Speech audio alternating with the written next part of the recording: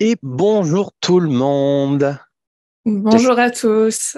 J'espère que vous allez bien. Bon, écoutez, je suis très content de vous retrouver pour ce webinaire autour de Revit, et même plus qu'un webinaire, puisque du coup, aujourd'hui, on introduit les Live Series. Bonjour Marie-Alice, comment tu vas? Bonjour Pierre, très bien. Merci à Bon, tout le monde d'être là. j'espère que vous êtes bien installés. Aujourd'hui, du coup, on introduit du coup les Live Series. Alors, qu'est-ce que les Live Series? Les live series, en fait, ça va être une sorte de série de webinaires que nous allons organiser, qui auront comme thème principal, tout ce qui est lié à la CAO, tout ce qui sera retour d'expérience pratique des utilisateurs, démonstration logicielle, guide pratique, etc. Aujourd'hui, on fait une belle entrée en matière puisque du coup, le premier sujet qu'on aborde, ce sont les nouveautés Revit 2024. À titre indicatif, avant de lancer tous les éléments, vous pourrez interagir du coup avec nous directement via l'onglet questions ou discussions.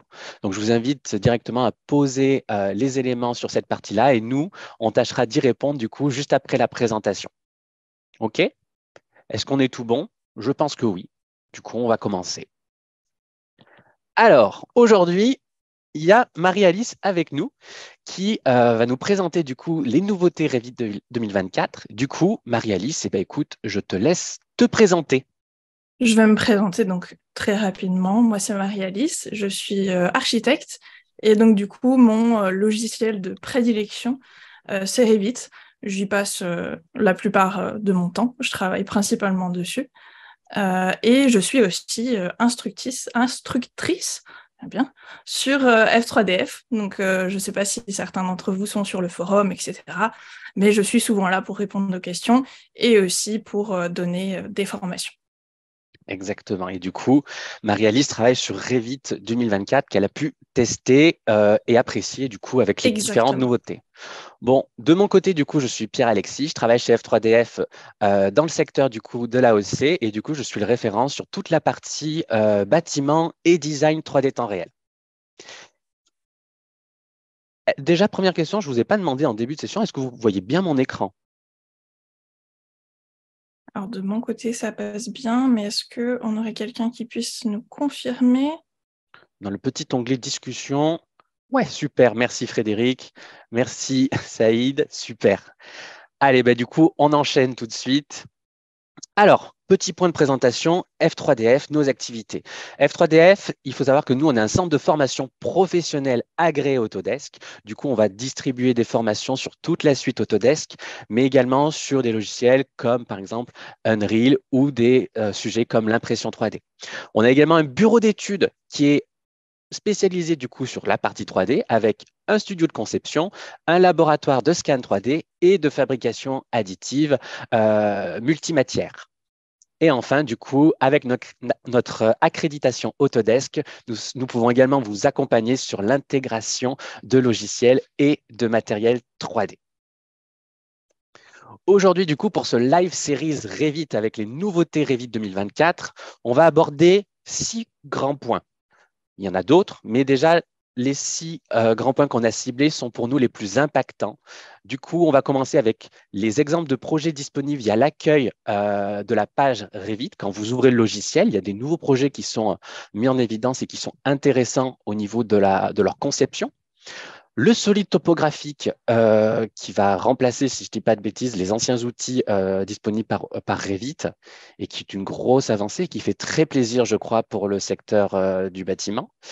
Qui fait L'arbo... vraiment plaisir, oui. ouais. L'arborescence et les boîtes de dialogue. Ensuite, on va faire un zoom sur les vues. Alors, les vues, il n'y a pas de révolution, mais il y a des ajouts complémentaires. L'autosync Twinmotion qui s'est encore amélioré et qui va encore plus dans la synchronisation. Et ensuite, on terminera par le style de vue texture qui est une nouveauté qui n'existait pas jusqu'ici.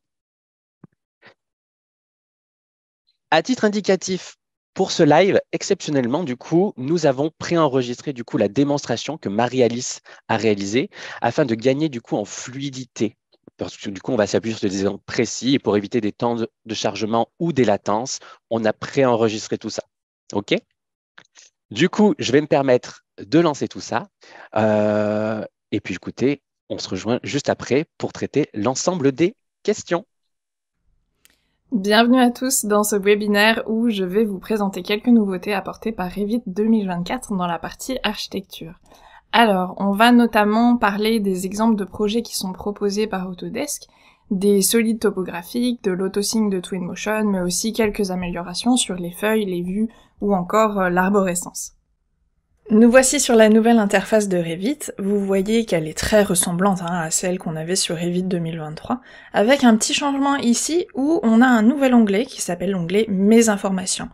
Si on clique dessus, vous arrivez en fait sur l'endroit où Revit vous donne des informations sur l'utilisation du logiciel, le temps passé sur les différents éléments, mais aussi des recommandations, et les outils que vous pourriez essayer. Vous oubliez pas en bas, ici à gauche, qu'on peut utiliser l'aide d'Autodesk, qui est très pratique pour pouvoir avoir plus d'informations sur les outils à utiliser. Une chose importante que j'aimerais vous rappeler lorsque l'on passe sur une nouvelle version, c'est de vérifier que vous avez bien chargé vos bibliothèques Revit 2024. Si vous voyez qu'elles ne sont pas chargées, il suffit d'aller sur votre compte Autodesk, donc ici, dans vos produits et services, et si je viens chercher Revit dans les détails, vous pouvez charger les bibliothèques si elles sont manquantes, et vous cliquez là, ici, et voilà, elles sont là en français, et il suffit de les télécharger et de les installer. Le nouveau Revit, il vient avec une série de projets exemples, donc vous voyez ici on a architecture, électricité, structure, CVC, plomberie, etc. Et je vais prendre le projet architecture, je vais l'ouvrir. Ces exemples, ils peuvent en soi nous aider à nous améliorer sur Revit. On va aller voir en vue 3D. Ici, par exemple, on voit qu'il y a une façade assez détaillée et imaginons que ça m'intéresse de savoir sur cette façade comment a été faite cette partie de corniche là qu'on voit, toute cette partie en bandeau. Si je regarde un peu plus, je vois que c'est un fichier Revit lié. Donc je peux cliquer dessus, je vais aller chercher dans l'arborescence. Et dans l'arborescence, je vais cliquer pour ouvrir cet exemple-là, donc cette partie-là, façade. Une fois la partie de façade ouverte, je peux continuer mon exploration et on va regarder un peu plus en avant. Je rentre ici pour regarder cette corniche, je vois que c'est une famille, je peux modifier la famille, et ainsi de suite pour découvrir comment a été faite l'imbrication, comment fonctionne cette corniche dans le projet. Je vois qu'il y a un élément en extrémité et d'autres éléments qui ont été mis en réseau, comme vous le voyez. J'ai voulu vous montrer les exemples de projets parce que je pense que c'est vraiment intéressant dans cette nouvelle version d'avoir ces propositions. Ça nous permet, en venant fouiller un peu, d'apprendre de nouvelles choses ou se rappeler de certaines imbrications efficaces dans Revit. On peut aussi découvrir de nouvelles façons de modéliser, mieux modéliser ou améliorer notre workflow. Donc, savoir quelle stratégie a été adoptée pour tel ou tel élément là de ce modèle 3D, quels sont par exemple les plans de référence qui ont été utilisés, quelles imbrications fonctionnent ou ne fonctionnent pas, quels outils ont été utilisés, etc. Donc pour voir pour nos propres projets, qu'est-ce qui pourrait être efficace. L'exemple de projet, il est vraiment complet, c'est-à-dire qu'on a aussi tout un tas de cartouches, de feuilles, dont on peut venir s'inspirer et regarder comment ils ont été mis en page, comment ils ont utilisé, disons, les gabarits de vue, les cadrages, les visibilités graphismes, etc. Ensuite, une chose qui a été enfin acceptée après de longues années de demande des utilisateurs de Revit, c'est le thème sombre. Alors on pouvait passer la zone de dessin en thème sombre avant, mais maintenant c'est beaucoup plus facile. Déjà, si on va dans Vue ici, on passe directement en thème sombre avec cet outil ici en haut à droite, mais on peut aussi passer tout le logiciel en thème sombre. Pour ça, il suffit d'aller dans Fichier, dans les options, et puis dans Couleurs, on vient ici choisir Sombre, je fais OK, et voilà, du coup, on n'a plus à être jaloux du thème sombre d'AutoCAD.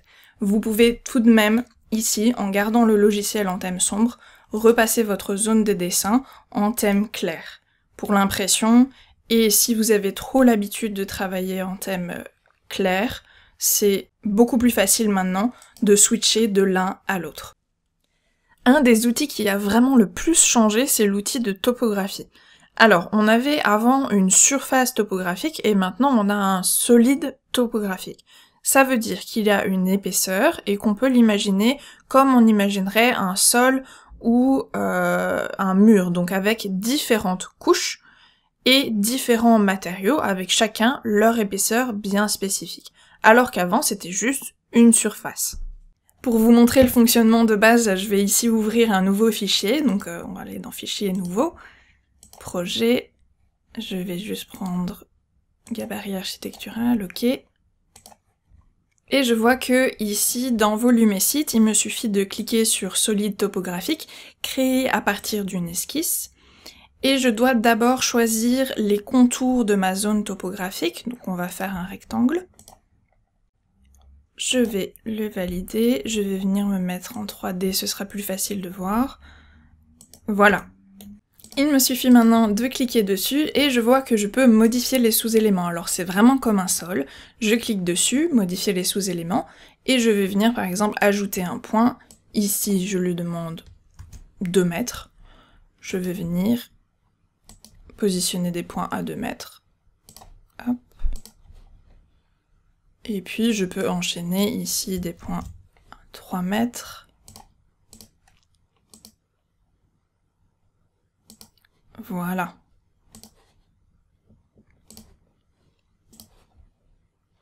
Et je peux bien sûr venir modifier ces points ici comme bon me semble, en utilisant soit les petites flèches, soit la modification numérique ici.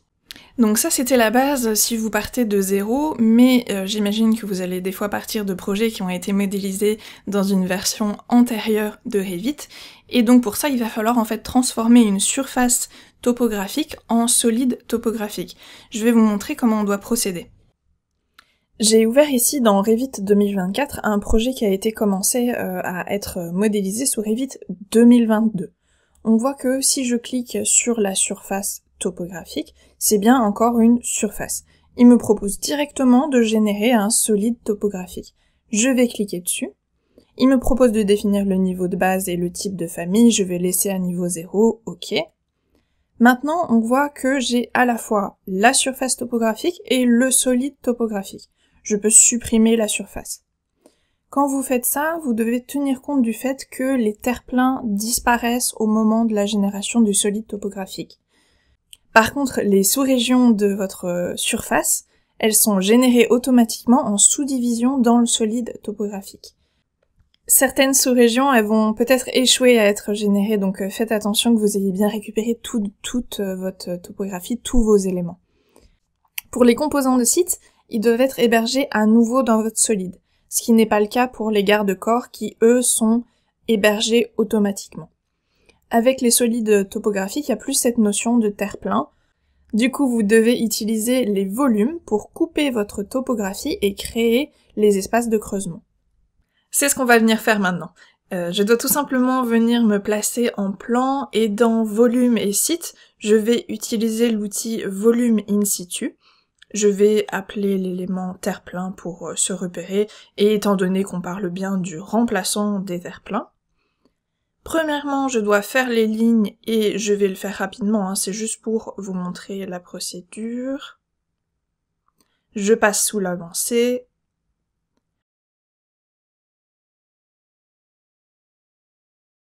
Ensuite, je peux venir en 3D pour finir mon esquisse. Et c'est cette esquisse-là que je dois transformer en forme vide. Je clique sur Nouvelle forme, forme vide. Par contre ici, hein, le bas, je dois le descendre, je vais me mettre en coupe pour vérifier ce que je suis en train de faire. Je l'étire jusque là. Et maintenant, il me suffit de faire couper. Donc, je coupe le solide avec la forme vide. Revit me fait la découpe du sol topographique et je peux valider. Alors, il m'indique forcément qu'il n'y a aucune géométrie solide. Oui, parce qu'on a créé juste un vide. Voilà pour la partie des creusements. Maintenant, je suis venue me mettre ici sur une autre coupe pour vous montrer qu'on peut maintenant découper la surface topographique, ou plutôt le solide topographique, tous les éléments qui sont des éléments de murs, de fondations, les sols, également les plafonds, tout ce qui est profil en relief, les bords de dalles aussi, et les bords de toiture, et bien sûr les formes vides qu'on vient de voir. Pour découper et ajuster ces éléments, on avait des soucis avant avec les versions précédentes, et maintenant il suffit d'aller dans Couper, je clique sur le solide, et je clique sur mon mur, ensuite je reclique sur le solide, et je clique sur la fondation. Et la découpe est correcte. Ce qui fait que j'aurai une découpe correcte une fois que j'aurai un motif de remplissage dans mon solide topographique. Comme je vous l'ai expliqué, le solide peut être considéré comme un sol en quelque sorte, ce qui veut dire que quand je vais dans modifier le type, je peux lui ajouter différentes épaisseurs, je vais le dupliquer, on va aller dans modifier. Vous voyez que c'est comme une structure de sol. Ici, je peux insérer des nouveaux matériaux. Par exemple, ici, je vais mettre de la terre, considérant que c'est de la terre meuble en finition. Ici, je vais mettre plutôt du gravier pour avoir une autre apparence.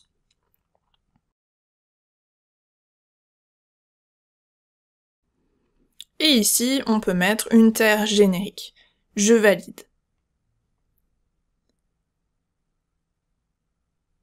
Je dois choisir mes épaisseurs, bien sûr, de mes couches.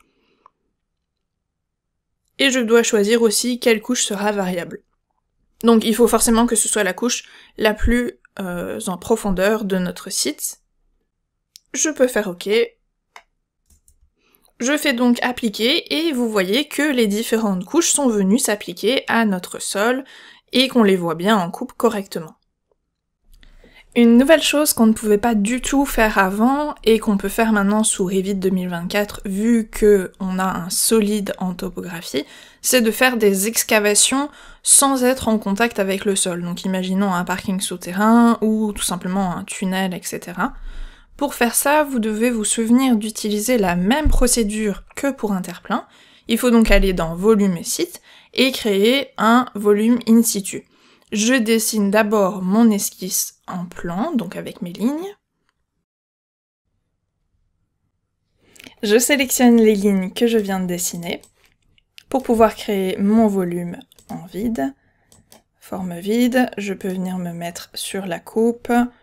Ici, je sélectionne la surface du bas.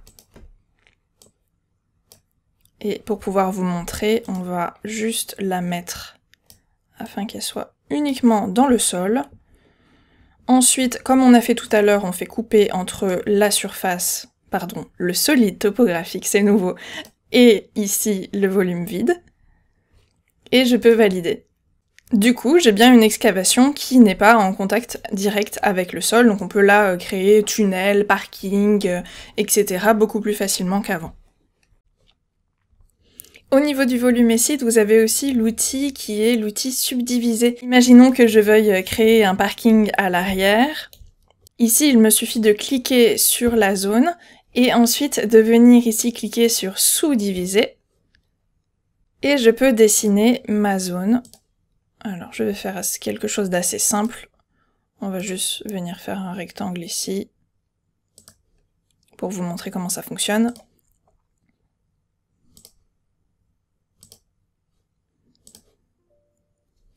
Je valide, ok. Et donc là, vous voyez que ce que je viens de créer vient épouser la surface de la topographie.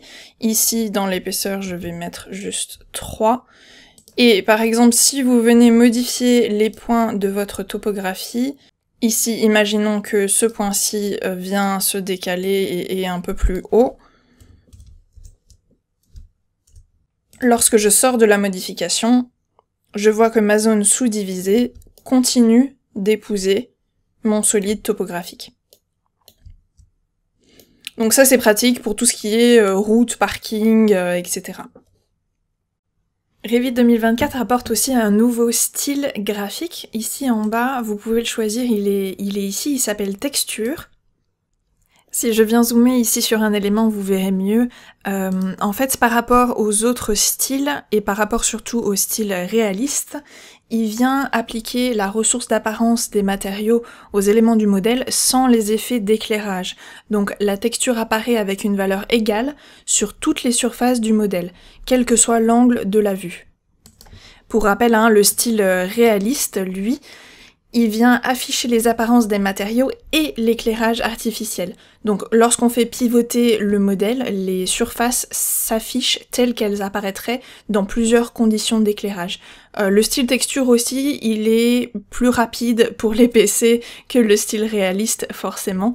Et ça permet d'avoir un rendu homogène si on veut vérifier le style de nos murs.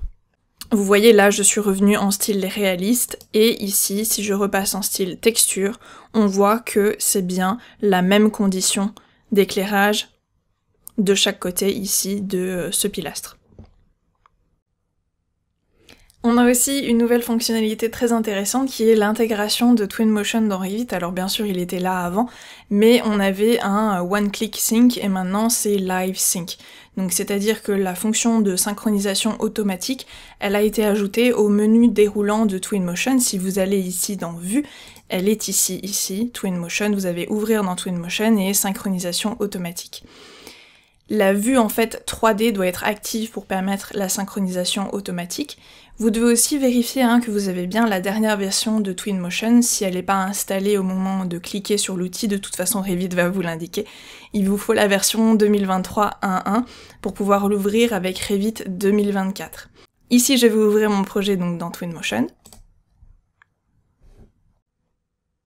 La procédure elle est très simple. Dans Revit vous devez juste cliquer sur le menu déroulant Twinmotion, synchronisation automatique. On voit que la synchronisation automatique elle est activée si on a les petites flèches affichées de couleur verte. Dans l'onglet on a aussi liaison où on peut voir qu'on a le lien vers notre fichier Twinmotion. Tout ça veut dire que si je supprime un élément, supprimons quelque chose de vraiment visible, on voit que directement dans Twinmotion, la partie en vert elle a été supprimée. On n'a pas eu besoin de synchroniser notre fichier avec notre fichier Revit. Après, il faut savoir que l'autosync il prend pas mal d'énergie à votre PC et que ça peut ralentir grandement votre fichier. Vous pouvez toujours le désactiver en recliquant dessus et là l'autosync est désactivé s'il est en gris. Voilà pour l'autosync Twinmotion rapidement, mais oubliez pas que ça fonctionne uniquement dans un sens. Si j'ajoute un arbre dans Revit, il est synchronisé dans Twinmotion, mais pas l'inverse. Un arbre que l'on déplace dans Twinmotion ne va pas se déplacer dans Revit. Je viens me mettre ici sur une vue de présentation pour vous montrer quelques outils intéressants, notamment le fait qu'on puisse maintenant placer plusieurs vues à la fois sur vos feuilles de présentation. Dans l'arborescence, je peux sélectionner ces 3 vues et venir les glisser sur ma planche. Je vois que les 3 vues sont bien visibles au bout de ma souris. Je peux cliquer pour les poser directement sur la planche, et ensuite je peux bien sûr les ajuster, soit en groupe, soit une par une, comme vous savez déjà le faire. Un autre outil intéressant, c'est de déplacer une vue vers une autre feuille, mais au même emplacement. Donc pour ça, il suffit en fait de cliquer sur une vue, faire clic droit, et ensuite aller déplacer l'élément aligné sur la feuille. Vous choisissez la feuille vers laquelle vous voulez déplacer cette vue et vous faites OK. Je vois que c'est bon, ma vue a été placée sur ma seconde feuille. Une nouvelle option intéressante quand je suis sur une vue en plan, c'est tout simplement par un clic droit, je peux faire ouvrir la feuille, donc accéder à la feuille sur laquelle ma vue est placée. Ça aussi c'est nouveau. Et on va directement depuis les vues en plan, les vues en plafond, les vues en coupe, élévation, etc. On va directement pouvoir accéder aux feuilles. Je pense aussi que vous vous êtes déjà rendu compte depuis le début, mais toutes les vues qui sont placées sur des feuilles ont un petit carré bleu dans l'arborescence, et celles qui sont pas encore mises sur des feuilles ont un carré rempli uniquement en gris. Il y a aussi quelques petites améliorations, alors qui peuvent paraître anodines, mais si je vais chercher certaines boîtes de dialogue, alors prenons ici la définition d'un plan de construction, les boîtes de dialogue maintenant peuvent s'agrandir. Ça peut être intéressant pour certains éléments. On a aussi, lorsqu'on vient placer des vues sur une feuille, On peut venir choisir notre vue ici en haut dans un élément de recherche et aussi agrandir cette boîte de dialogue. Allez, une dernière nouveauté pour la route, c'est les nomenclatures de nuages de révision. Donc si vous allez ici dans les vues créer une nouvelle nomenclature, vous avez maintenant la possibilité de créer une nomenclature de nuages de révision. Donc c'est très pratique pour pouvoir suivre vos différentes révisions, pouvoir les modifier aussi beaucoup plus facilement. Je peux par exemple vouloir rajouter ici dans les champs le nom de la vue sur laquelle ma révision est visible. Ici dans vue, je peux mettre nom de la feuille et nom de la vue également. Comme ça j'ai les deux. Et ça permet de gérer beaucoup plus facilement les révisions, bien que bien sûr je les ai ici dans mon cartouche, mais c'est toujours plus facile de les avoir dans une nomenclature. Donc ça c'est une des dernières améliorations au niveau de Revit 2024. Une dernière chose avant qu'on puisse passer aux questions, j'aimerais vous inciter à venir sur ce site Autodesk, cette partie du site avec le produit Revit, où vous avez possibilité de voter pour les idées d'amélioration pour le produit Revit. Donc là, il y a toutes les idées favorites, les plus votées, et les nouvelles idées, et vous pouvez voter pour celles qui vous intéressent, donc les nouvelles fonctionnalités qui vous paraissent intéressantes, vous pouvez les voter pour qu'elles aient plus de chances d'être implémentées dans un futur Revit. Eh bien, écoute, merci beaucoup Marie-Alice pour cette super présentation. Bon, alors j'ai lu dans les commentaires qu'il y avait un petit peu Oui, vers un la effet fin. pixelisé. Alors, pas d'inquiétude. L'effet pixelisé, c'est certainement dû en fait au débit de connexion Internet, puisque du coup, c'est un peu comme du streaming. Ne vous inquiétez pas, cette présentation sera disponible sur notre chaîne YouTube F3DF. Et là, du coup, normalement, le problème de pixels devrait être résolu sans souci. OK? Moi, j'ai une première question pour toi, Marie-Alice, parce que Oui. tu fais partie des premières personnes que je connais qui utilisent Revit 2024. Mhm. Alors, comment ça s'est passé? Est-ce que tu as rencontré des bugs? Est-ce que tout fonctionne parfaitement? Est-ce que tu as eu des lags? Raconte-moi. Alors, pour moi, j'ai pas encore rencontré de bug, mais je trouve que mon style, par exemple, le style de texture réaliste et le style texture, donc le nouveau, personnellement, sur mon PC, je les trouve plus lents que sur le Revit 2023. Alors, je sais pas si c'est une adaptation qui vont améliorer ou une installation ou autre. Sinon, j'ai pas rencontré d'autres soucis. Moi, je trouve merveilleux l'aspect noir qu'on peut mettre. Bon, chacun son goût, mais je laisse l'écran au milieu en blanc. Et puis vraiment la topographie, là, ça change la vie parce qu'on peut vraiment faire énormément de choses, vraiment beaucoup plus de choses que ce qu'on pouvait faire avant. C'est beaucoup moins limité et c'est vraiment une chose qu'on attendait, dont on n'arrêtait pas de se plaindre avant. Donc c'est vraiment un bon point. Mais oui, peut-être un peu de ralenti au niveau des chargements. Je ne sais pas si ça va s'améliorer après avec le temps. Sinon, j'ai rien eu d'autre. Tu peux me confirmer que là, pour l'instant, on est uniquement sur la version Revit 2024. Il n'y a pas de version Revit 2024.1, etc. Non, Ils on n'ont a pas apporté juste de Revit correctif, hein. 2024. OK. Non, Donc, il est possible il me qu'il y ait des semble pas. correctifs qui soient apportés au fil de l'eau Oui, pour corriger tout ça. oui, oui, comme les autres versions où on avait 2023, ensuite en milieu d'année, il y a eu une autre version. Ils font des correctifs comme ça tout au long, OK. au fur et à mesure. Au niveau du coup du solide topographique, est-ce que ça te permet, enfin, c'est plus facile pour calculer tout ce qui est les notions de déblai-remblai? Alors, c'est la même chose. Avant, c'était assez facile. On mettait ça dans une nomenclature. Notre surface topographique existante, notre surface topographique nouvelle. On fait des blés remblais et on avait nos quantités comme il faut. Et là, c'est un peu la même chose, sauf qu'il faut, vu qu'il faut utiliser les volumes, finalement, le déblai remblai, on doit utiliser les volumes dans les nomenclatures. Donc, il faut juste un petit peu changer sa façon de penser par rapport à avant. Mais j'ai pas eu de souci à ce niveau-là. Et pour moi, personnellement, je vais plus vite qu'avec un terre-plein où j'ai des petits correctifs à faire et puis j'ai mes petites fondations qui sont pas bien découpées comme je voudrais, etc. Il faut aller faire des petits détails dans les coupes, sur telle feuille, ceci. Alors que là, comme ça, c'est directement coupé comme il faut partout et on n'en parle plus. Ouais, cette fonctionnalité-là, elle fait quand même très, très plaisir. Oui.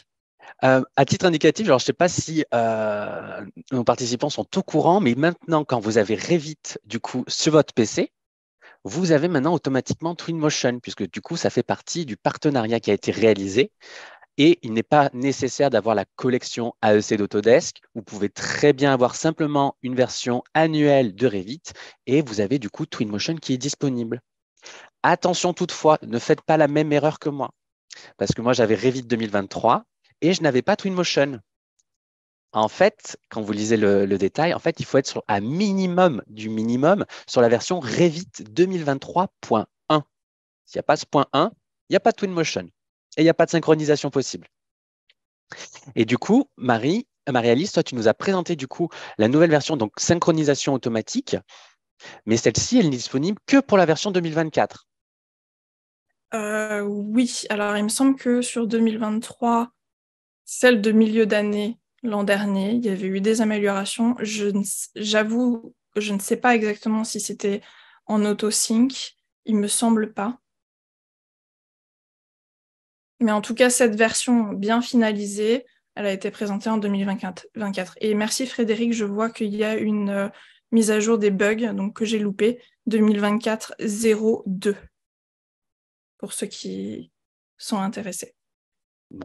D'ailleurs, j'en profite pour faire un petit parallèle pour tous les utilisateurs du coup des licences Autodesk. Il existe une petite application spéciale Autodesk qui vous permet de vous tenir à jour par rapport à toutes les améliorations qui sont apportées à la licence. Vous n'êtes pas obligé d'à chaque fois passer par la plateforme Autodesk. Vous pouvez, ça marche quand même. Maintenant, il y a une petite application qui existe et j'ai oublié d'en dire son petit nom. Alors, je ne peux pas vous partager parce que du coup, mon écran est pris. Mais je crois que c'est. Il me semble que c'est Desktop Connector maintenant. Ouais, je crois que tu as raison. Hop, je regarde. Parce qu'il me semble Autodesk que. Access, ça a été renommé. Ah, Je crois je que c'est dois ça. avoir les deux. Ouais, j'ai les deux qui sont. Ah, Connector, oui, pardon, c'est pour euh, les fichiers partagés quand on travaille en Revit Mm. avec d'autres personnes en collaboratif. Donc, pensez bien à installer du coup Autodesk Access. Ça vous permet en fait simplement en un clic de voir les mises à jour qui sont disponibles par rapport aux licences qui sont installées sur votre PC. OK? Je rebondis juste sur la petite question du coup de Georges Louis par rapport à notre chaîne YouTube. Elle est très très facile, tu sais. Tu as simplement à te connecter sur YouTube, tu tapes F3D et normalement, on est les premiers à apparaître. OK? Marie-Alice, j'en profite aussi par rapport à Twinmotion, parce que moi, je suis un grand amoureux de Twinmotion. C'est un petit logiciel que j'ai beaucoup apprécié lors de sa présentation et de son introduction. C'est le petit frère de Unreal, pour ceux qui ne savent pas. Unreal Engine, qui est un moteur de graphique, du coup, moteur 3D temps réel de Epic Games. Et ça n'a pas été précisé, mais normalement, maintenant, vous avez une passerelle directe entre Twinmotion et Unreal. Ça répondra aux besoins des personnes qui, qui rechignent un petit peu par rapport au fait que Twinmotion, on ne peut pas faire d'interaction. Twinmotion, c'est pour faire de la visite virtuelle, pour faire de la présentation de maquettes, mais vous ne pouvez pas interagir avec les objets. Donc, si on prend un chemin classique, vous travaillez avec Revit au niveau de la conception, vous faites votre rendu avec Twinmotion. Si votre rendu vous convient avec Twinmotion, vous aurez un bouton disponible, il y aura juste à faire un clic et hop, vous basculez directement dans Unreal. Ça conserve la maquette, les textures, les lights que vous avez rajoutés. Vous aurez juste à faire de l'interaction et faire quelques ajustements pour créer une visite virtuelle interactive. Oui, et apparemment, il y a vraiment des belles choses à découvrir du côté interactif. Moi, c'est vrai que je m'arrête un peu au côté, voilà, je sors ma maquette, je sors ma maquette plus maintenant, parce qu'on est directement en autosync maintenant, mettre dans Twinmotion, et puis on fait quelque chose d'agréable, et je présente au client, donc je m'arrête là, mais c'est vrai qu'il y a des choses très intéressantes pour aller encore plus loin que juste une belle image, et puis voilà, c'est fini. Il y a plus à faire que ça. Ouais. Et puis surtout, en plus de ça, enfin, si vous suivez un peu les actualités, la grosse force de frappe par rapport à Twinmotion, c'est la disponibilité des objets et des textures qui ne sont plus des textures modélisées, mais qui sont des textures scannées. Et du coup, le rendu est encore plus propre et plus réaliste, et le tout dans un temps record, parce qu'on est sur la 3D temps réel. Donc, en gros, glisser, déposer. Et ça, c'est super. OK? Et pour ceux qui ont l'habitude de travailler avec Twinmotion, vous inquiétez pas, la mise à jour, là, la 2023, la dernière, ils ont bougé un petit peu les outils, mais en une petite demi-journée, on s'y fait très vite, hein. Ils n'ont pas trop non plus, on n'est pas complètement perdu, vous inquiétez pas. Pour ceux qui ont l'habitude, ils nous ont pas tout changé. Au niveau de Revit, Marie-Alice, est-ce que tu as noté des améliorations, parce que je crois qu'on ne les a pas abordées pendant cette présentation, par rapport à la collaboration? Est-ce qu'il y a des nouveautés? Est-ce qu'il y a des informations qui changent? Alors, il me semble qu'on a une amélioration, j'ai vu ça, dans les liens de coordination pour Naviswork. Alors, il me semble qu'avant, c'était pas disponible en lien direct. Et voilà, maintenant, on peut créer un lien direct vers des vues à partir d'Autodesk Ouais. Docs, pardon. Ouais, parce qu'Autodesk Docs a aussi eu son lot de mises à jour cette année. Du coup, ça fera peut-être l'office d'un prochain live series Mhm. Revit.